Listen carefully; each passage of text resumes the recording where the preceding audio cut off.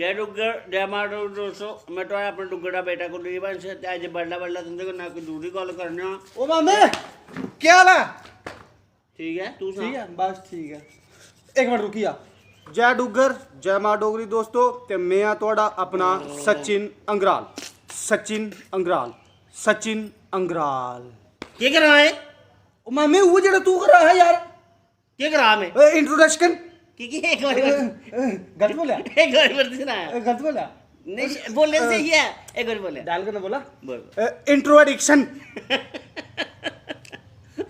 बेवकूफा हाँ। इंट्रोडक्शन होता ही वो इंट्रोडक्शन मैं क्या बोल यार।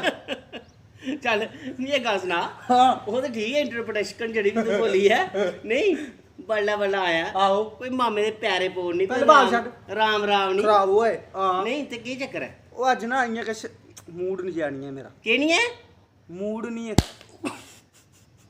मेरे ख्याल बनी है हुन थोड़ा जिहा मूड हुन ਆਹੋ ਥੋੜਾ ਤਾਂ ਤੇ ਬਣੀ ਗਈ बने चल चल चल ਮਾਂ ਪਿਆਰ ਫੇ हां हुन ठीक है ਸਾ ਮਾਮਾ ਯਾਰ ਬੰਦੇ ਦਾ ਮੂਡ ਨਹੀਂ ਹੋਇਆ ਤਫੜੇ ਦੀ ਆ ਪੈਰੇ ਪਾਉਂਦਾ ਯਾਰ। उतर ये स्टाइल है मेरा नहीं बनदा की चीज है यार तू की बनदा एक कटा है की रखे दा एक क्रूड सिंह या बने दा ਉਹ ਮਾਮੇ ਪਹਿਲੀ ਗੱਲ ਹਾਂ। ਕਰੂਰ ਸਿੰਘ ਨਹੀਂ ਆਖਣਾ। ते क्या खाना ਜੇ ਮੈਂ ਕਰੂਰ ਸਿੰਘ ਹੈ ਨਾ ਤੇ ਤੂੰ ਬਣੀ ਹੈ ਮੇਰੀ ਚੰਦਰਕਾਂਤਾ। चल यार ਤੇ ਦੂਆ ਨੰਬਰ ਦਾੜੀ ਬਾਰੇ ਕੱਖ ਨਹੀਂ ਬੋਲਣਾ। की गल ਬੱਚਾ ਬੱਚਾ ਬੱਚਾ ਸਮਝਿਆ ਵਾਲੀ ਦੀ। अच्छा ਅੱਛਾ ਮੇਰੀ ਦਾੜੀ ਤੂੰ ਇੰਨੀ ਚੁੱਪਾ ਦੀ ਤੂੰ ਗੱਲ ਰੱਖੀ ਦੀ।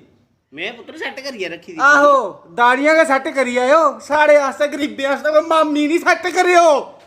नहीं ती मामी चाहिए है ਤੇ ਹੋਰ ਕੇ चल दई उड़गा ਪੱਕਾ। हाँ ਵੈਸੇ ਮਾਮੇ ਇੱਕ ਗੱਲ ਸੁਣਾ ਜਿਵੇਂ ਤੂੰ ਐਵੇਂ ਕੁੱਟਣਾ ਹੁੰਦਾ ਜਿਹੜੇ ਤੇਰੇ ਸਟੂਡੈਂਟ ਬੱਚੇ ਹੁੰਦੇ ਨੇ ਸਟੂਡੈਂਟ ਬੱਚੇ हाँ ਜੇ ਤੂੰ ਹੁਣੇ ਹੀ ਰਹੀਆਂ ਮਾਰਦਾ ਹੋਗਾ ਤੇ ਉਹ ਤੁਸੀਂ ਮਣੇ ਮਣੇ ਗੱਫੇ ਨਹੀਂ ਦਿੰਦੇ ਹੋਣੇ ਉਹ ਵੀ ਕਿਹੜੇ ਪਤਾ ਛਿੱਤੀ ਛੇ ਦੇ।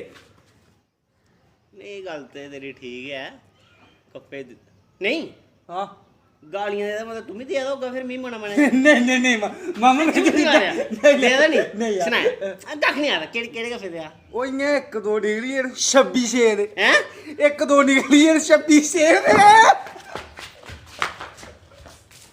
This video is sponsored by Vedanta Classes for medical, non-medical, commerce, arts, Kachishoni Exchange Road, Jammu.